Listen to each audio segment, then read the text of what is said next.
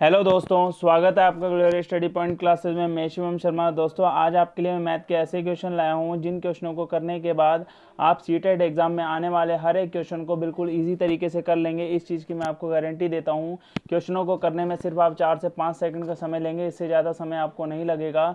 बस समझने में आपको 10-15 सेकंड लग सकते हैं, बट अगर एक बार आप इस तरीके को समझ गए, ऐसी शॉर्ट ट्रिक मैं आपको बताऊंगा जिसको आप समझने के बाद इस क्वेश्चनों को 3 से 4 सेकंड में आप पेपर के अंदर कर देंगे। इस चीज़ की मैं गारंटी लेता हूँ। आपको आंसर जज करने में से ज़्यादा टाइम नहीं लगेगा। तो आइए वीडियो को स्टार्ट करते हैं। चैनल पर नए हैं तो चैनल को सब्सक्राइब कर लें, बेल आइकन को प्रेस कर लें, जिससे आपको सीटेट से जुड़ी हर एक खबर, लेटेस्ट अपडेट मिलता रहे। तो आइए वीडियो को स्टार्ट करेंगे। आज हमने मैथ का जो सेट लिया है वो 2019 का लिया है। ये वीडियो प्राइमरी लेवल के लिए है, यानी 1 से लेकर 5th क्लास तक के जो बच्चे होते हैं उनके प्राइमरी लेवल का जो फर्स्ट पेपर आपका सीटेट एग्जाम में होता है, पेपर फर्स्ट, उसमें जो आपके मैथ के क्वेश्चन पूछे जाएंगे उनको मैं आपको आज करवाऊंगा। इस वीडियो में हमने करीबन 25 से लेकर 30 के बीच में क्वेश्चन लिए हुए हैं। सब क्वेश्चनों का आपको सॉल्यूशन बिल्कुल अच्छे तरीके से मैं कराऊंगा। तो वीडियो में लास्ट तक मेरे साथ बने रहिए। यानी जो सेट नंबर है आपका 2019 के मैथ का है और पेपर फर्स्ट रहेगा सीटेट का। तो आइए देखते हैं क्या है। सबसे पहला क्वेश्चन देखो, एक चीज़ मैं आपको बता देता हूँ, क्वेश्चनों को करने का तरीका आपको मैं बता दूंगा, बिल्कुल अच्छे तरीके से आप कर लेंगे। यहाँ पे आप देखेंगे लिखा है, एक स्कूल में आधे छात्र बैडमिंटन खेलते हैं, 1/4 छात्र वॉलीबॉल खेलते हैं, 1/8 छात्र क्या खेलते हैं, टेनिस खेलते हैं, 1/16 छात्र क्या खेलते हैं, शतरंज खेलते हैं, और बाकी तैराकी के लिए जाते हैं। यदि वॉलीबॉल खेलने वाले छात्रों की संख्या कितनी है, 160 है, तो कितने छात्र शतरंज खेलते हैं। तो इस चीज़ में मैं आपको बताऊंगा। इन क्वेश्चनों को करने का सबसे बेहतरीन तरीका आपका क्या है, जिन चीज़ों का आपको पता चल रहा है, जिन चीज़ों का पता चलने का मतलब है कि जिनका नंबर आपको यहाँ दे रखा है, यानी जिनकी संख्या आपको दे रखी है, पहले आप उनको उठा लें। उनके थ्रू आप क्या करेंगे, टोटल संख्या निकाल लेंगे। कैसे निकाल लेंगे, मान लिया जाए कि कुल छात्रों की संख्या हमारी क्या है, एक्स है। एक्स में से आप देखेंगे 1/4 छात्र क्या खेल रहे हैं, वॉलीबॉल खेल रहे हैं।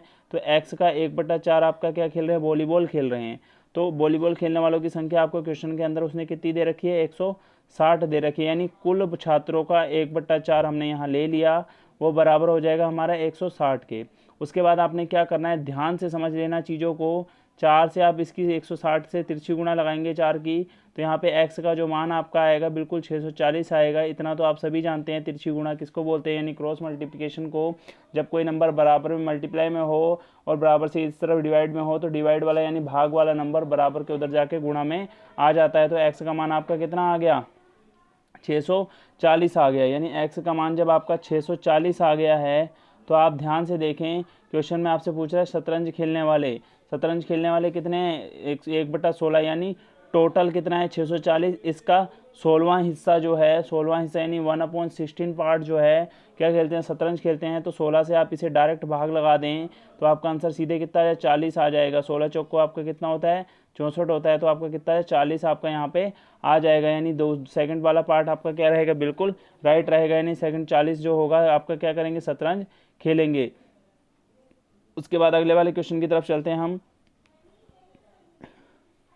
18 3/4 में कितने चतुर्थांश है। चतुर्थांश का मतलब है यानी x, जैसे मान लिया जाए कोई एक नंबर x है, तो x का अगर आप कितने चतुर्थांश पूछेंगे तो उसकी गुणा आप 1/4 से करेंगे। यानी 1/4 से करने के बाद आपको पता चल जाएगा कि उसमें कितने चतुर्थांश हैं। यानी x गुणा 1/4 करके इस तरीके से आपकी भिन्न बनेगी, तो उसमें आप पता कर लेंगे कि आपको कितने उसमें चतुर्थांश मिलेंगे। ठीक है, तो आइए इस क्वेश्चन को सोल्व करते हैं। देखेंगे आपको यहाँ दे रखा है 18 3/4, 18 3/4 दे रखा है। तो आप इसको पहले सिंपल भिन्न में यानी नॉर्मल भिन्न में, सामान्य भिन्न में बदल लो। कैसे बदलोगे, 18 चौको 72 प्लस 3/4।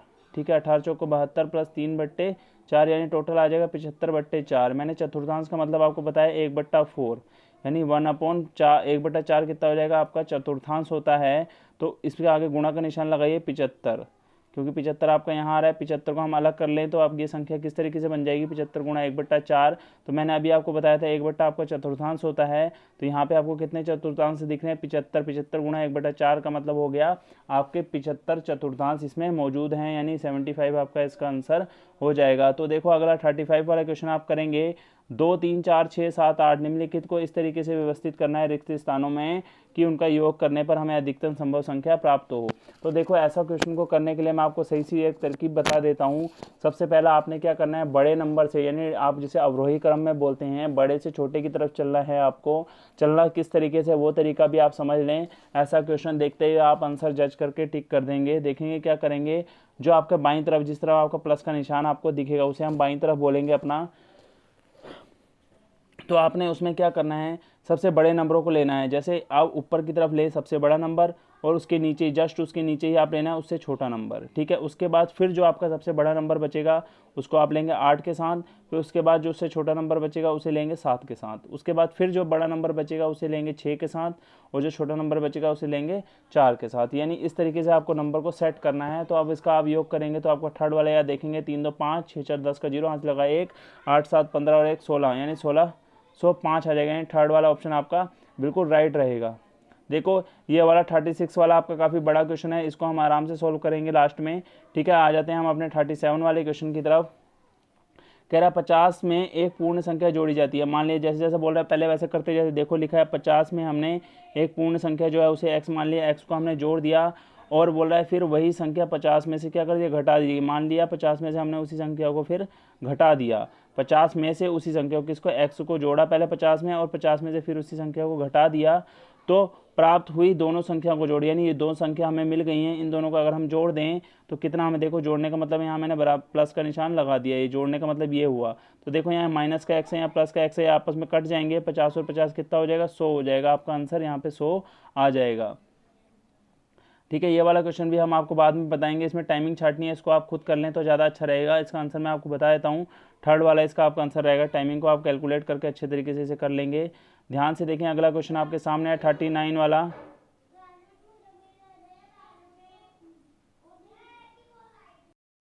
आप यहाँ देखेंगे आगे हमने क्या लिखा है, 39 वाले का आंसर आप देखेंगे कैसे करना है। हमें लिखा है यहाँ पे आप देखें किस तरीके से आपने करना है। लिखा है एक बीकर के 3/7 भाग में पानी है। बीकर को ऊपर तक पानी से भरने के लिए 16 लीटर पानी की और आवश्यकता है।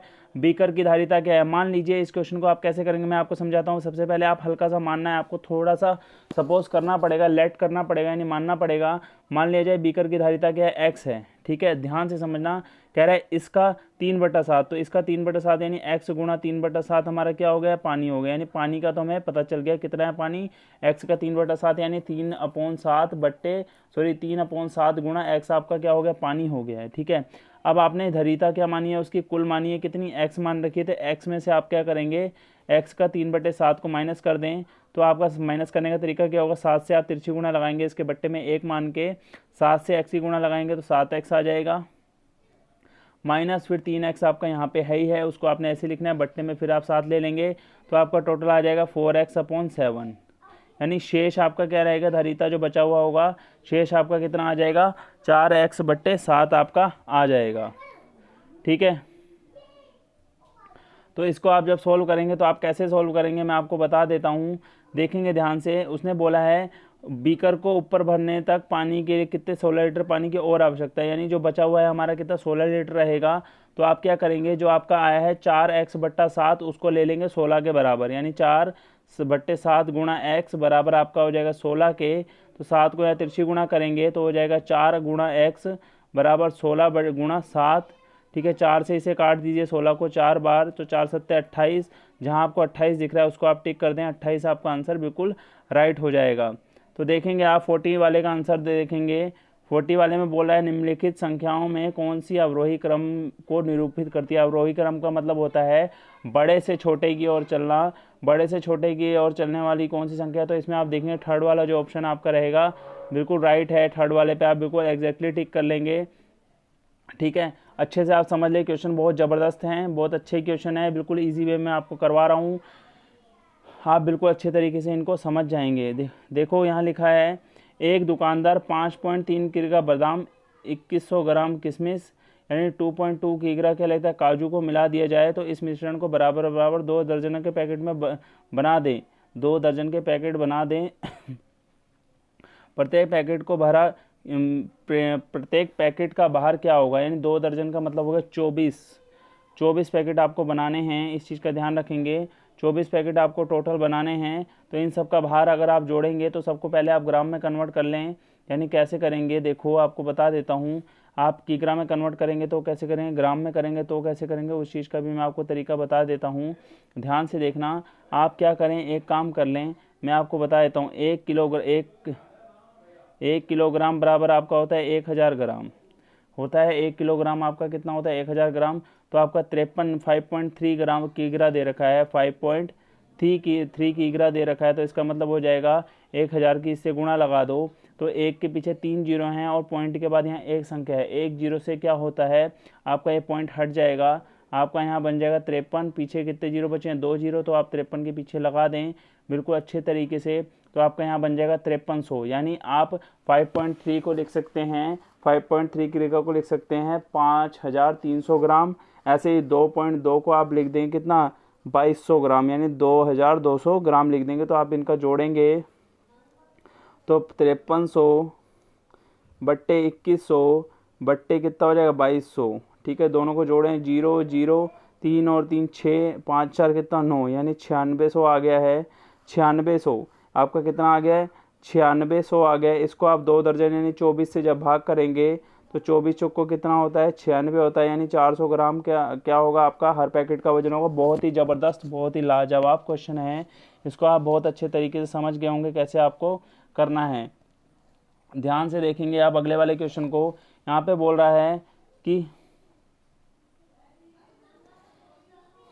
कह रहा है आशा घर के खर्च में से कुछ रकम बचाकर एक मोबाइल फ़ोन खरीदना चाहती है। ठीक है, खरीदने के लिए कह रही है। तो लिखिए पहले प्रत्येक सप्ताह वह सोमवार को 50 रुपये, बुधवार को 100 रुपये, शुक्रवार को 80 रुपये बचाती है। रविवार को इसमें से 60 रुपये खर्च कर देती है। हर रविवार को क्या करेगी, खर्च कर देगी। तो उसे 5950 रुपये मोबाइल खरीदने के लिए कितने सप्ताह बचत करनी होगी। तो ध्यान से समझेंगे कैसे करना है। आशा की एक सप्ताह में कुल बचत हमारी देखेंगे कैसे होती है, आप समझा देता हूँ मैं आपको। देखो पहले आप क्या करोगे, उसके द्वारा ली गई रकम, टोटल रकम आप ले लेंगे, कितनी हो जाएगी। देखो 50, 100 और 80 है, 100 150 और ये कितना हो गया 230। 230 में से आप क्या करेंगे, देखो यहाँ पे पहले आप इन सबको जोड़ दें, 50 को, 100 को और 80 को, इन सबको जोड़ दें। फिर इसमें से जो खर्च कर रही है उसको आप माइनस कर दें। तो आप इन सबको जोड़ेंगे तो 230 आएगा। इसमें जब 60 को माइनस करेंगे तो आपका 170 आ जाएगा। यानी कुल आपको पता चलेगा जो उसकी सेविंग हो रही है पूरे सप्ताह भर में कितने 170 रुपये की हो रही है। वैसे टोटल रकम कितनी है, 5950। टोटल रकम कितनी करनी है उसे, 5950। तो आप 170 से 5900 को 50 को क्या कर दें, भाग कर दें, 0 से 0 काट देंगे। ठीक है, यहाँ देखो ध्यान से, 5950 170 से जब भाग करें 0 से 0 कट जाए, 17 से काटें, 17 3 51, बचाएँ 8, 17 पंजे 85, यानी 35 आपका हो जाएगा। आंसर आ जाएगा आपका 35। एक लिखा है मैं कौन सी संख्या हूँ, दिखा है मैं कौन सी संख्या हूँ, मैं 2 अंकों की सम संख्या हूँ, मैं 3 4 6 का सार्वगुणज हूँ, मेरे कुल 9 गुणनखंड है। तो ध्यान से देखोगे इस क्वेश्चन का आंसर आप कैसे जज करेंगे। वो बोल रहा है कि मैं कौन सी संख्या, यानी पहले आपको संख्या बतानी है कि वो संख्या क्या होगी। ठीक है, वो संख्या क्या होगी तो आपको वो बताना है। और वो क्या है, 2 अंकों की संख्या है और 3 4 और 6 का क्या आती है, सार्वगुणज है। और देखो 3 और 4 और 6 के अगर गुणनखंड की बात करेगा तो इनमें से आप सभी नंबरों को देख सकते हैं। 3 के पहाड़े में आपका 56 नहीं आता। ध्यान से देखेंगे, 3 के पहाड़े में आपका 56 नहीं आता है। 56 आपका जब नहीं आएगा तो आप क्या करते हैं, 56 को तो आप बिल्कुल हटा देंगे, तो आपका रॉन्ग हो जाएगा। ठीक है, और 6 के पहाड़े में भी आपका 56 नहीं आएगा। 6 के पहाड़े में 24 आता है, 48 आता है, 36 आता है। ठीक है, ये सब 6 के पहाड़े में भी आते हैं, 3 के पहाड़े में भी और 4 के पहाड़े में भी आते हैं। अब इसमें बोल रहा है कि मेरे कुल कितने 9 गुणनखंड हैं। 9 गुणनखंड होने का मतलब क्या है, आप देखेंगे कि 9 गुणनखंड पहले देखेंगे, 1 36 1 के पहाड़े में भी आएगा, 2 के पहाड़े में भी आएगा, 3 के भी आएगा, 4 के भी आएगा, 6 के भी आएगा और 9 के भी आएगा। ठीक है, और 12 के भी आएगा और किसके पहाड़े में आएगा, 18 के भी पहाड़े में आएगा।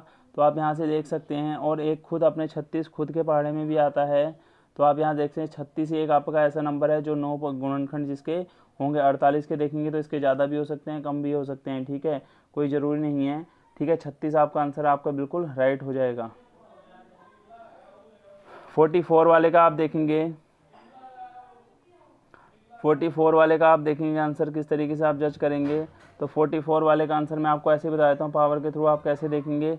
आपने बिल्कुल अच्छे तरीके से इस क्वेश्चन को सोल्व करना है, बहुत अच्छे तरीके से इसको जज करना है। उसका आंसर मैं आपको बता दूंगा कैसे करेंगे आप। यहाँ ध्यान से देखें, कह रहा है कि 11011 का ब्रैकेट लगा के नीचे से होल ट्वाइस दे रखा है और इज इक्वल टू में दिखा रखा है कि कौन सा नंबर वहाँ डलेगा, और ब्रैकेट में होल टेंस दे रखा है आपको, तो रेगिस्तान में कौन सी संख्या आएगी। तो इसका जजमेंट आप ऐसे कर लें, इसका आंसर आप 27 लगा लेंगे। इसको करने की मैं शॉर्ट ट्रिक आपको बताऊंगा, क्योंकि थोड़ा ये क्वेश्चन लेंदी हो जाएगा। ठीक है, इसको मैं आपको करने की ट्रिक बताऊंगा, इसको आप उसी तरीके से सॉल्व करेंगे। ठीक है, आगे आप देखेंगे,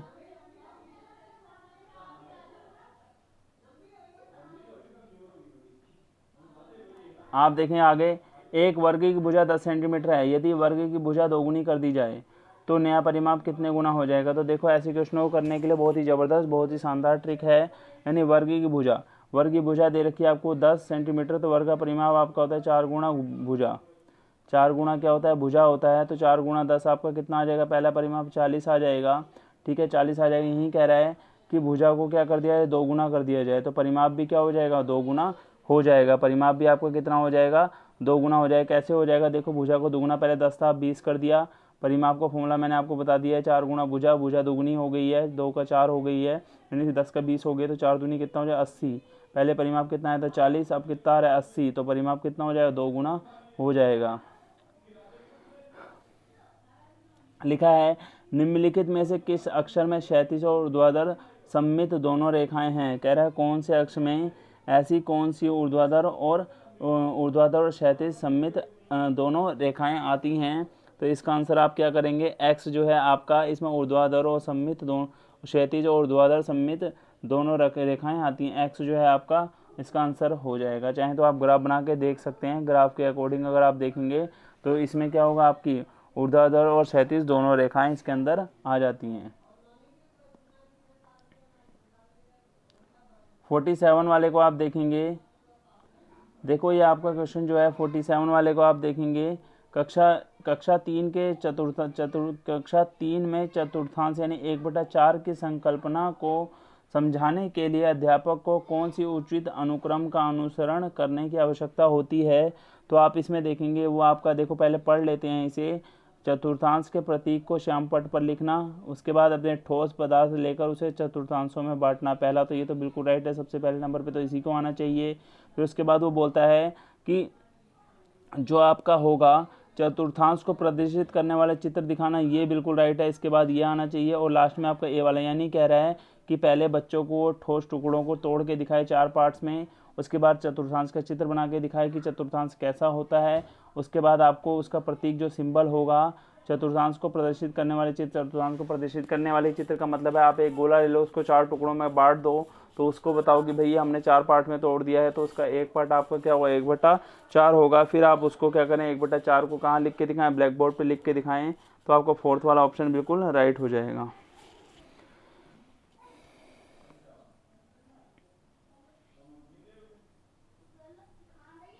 यहाँ लिखा है 72 गुणा 28 बराबर 36 गुणा 4 गुणा, यहाँ रिक्त स्थान में कौन सी संख्या आएगी और वो संख्या आपकी क्या होगी।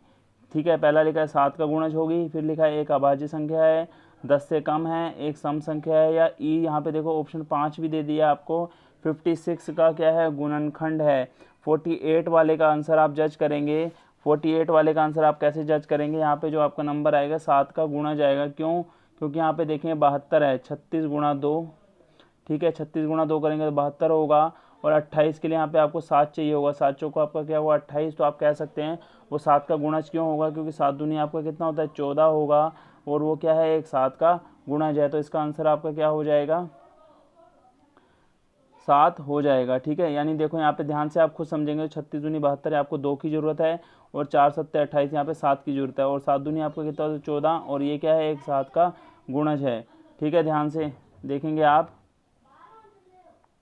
ठीक है, और ये जो आप यहाँ देखेंगे, जो आपका ऑप्शन नंबर आपका रहेगा कौन सा राइट रहेगा, 4th वाले 48 वाले का फर्स्ट वाला ऑप्शन आपका राइट रहेगा।